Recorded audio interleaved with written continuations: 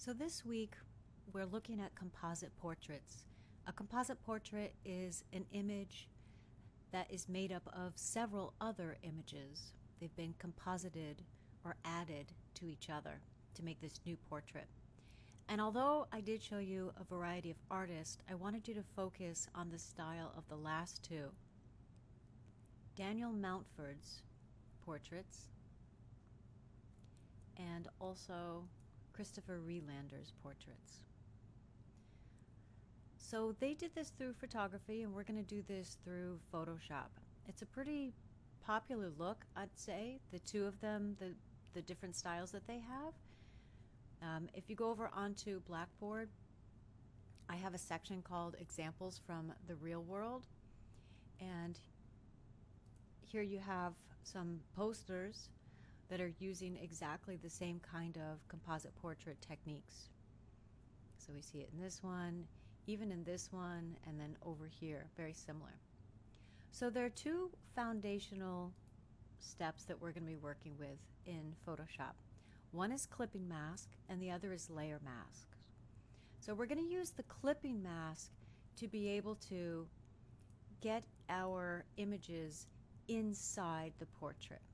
Okay, so that they're inside the portrait. So these flowers are all inside the portrait. You can see as I move them around, they don't leave the outside of the portrait.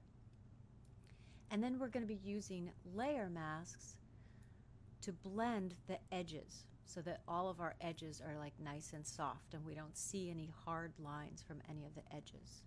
Okay, so the first thing I'm going to do is talk about the clipping mask. And I have some images on Blackboard for you to download so you can follow along for at least this first one. It's the water drop and the vase. So what I want is for the water drop to fit into the shape of the vase. So I've already copied and pasted the water drop over into the vase image, and the water drop should be on the layer above it. Now, to get this to work, I need the vase to be removed from its background. It has to be just a simple shape because it's going to act like a mask.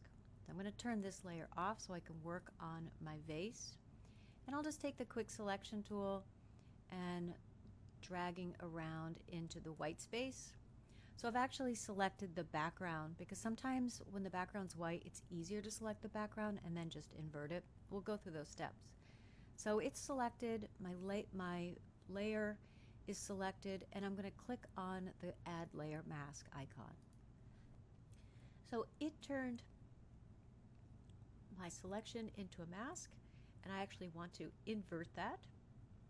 So I have my background and it got rid of the vase.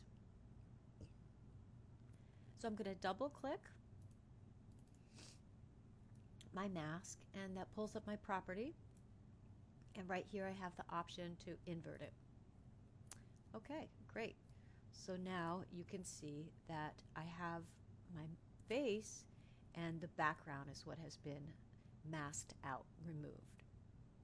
So now I can turn my water drop back on,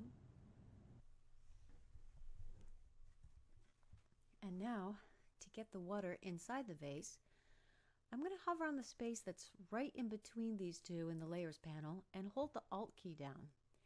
As I hold the Alt key down, you'll see that my cursor, my hand, turns into an arrow pointing down. And I'm just going to click, and that's it. I've clipped the top image into the bottom one. The main thing was to make sure to remove the background from my vase so it's its own object. And now I can move that water around. And that's it. That's my clipping. Okay, so now let's look at this in a portrait. Here I have the end result of the portrait where everything has been clipped in and also layer mask to blend all of the edges. So I'm going to start this back from the beginning. And oh, I actually have to unclip all of these guys. There we go. All right, so starting this back from the beginning, I have just all of my images on top of my portrait here. And I'm actually going to just start with the flowers here. This is a separate thing I want to do on that one. I'm going to take my, I'll take the magic wand tool, select the background, and I'm going to turn that into a mask. And then do the same thing. I'm going to invert that. If my properties isn't open, I can just double click on the mask icon, and then I hit invert, and there it is. All right, and close that up.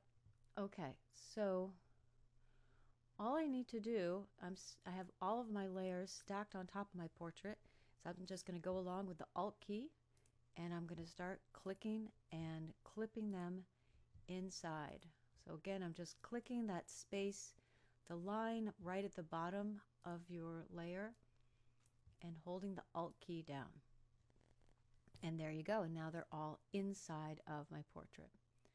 Okay, and I can move them around. All right, so that's the clipping mask. In the next video, I'm going to go over using the layer mask to blend the edges.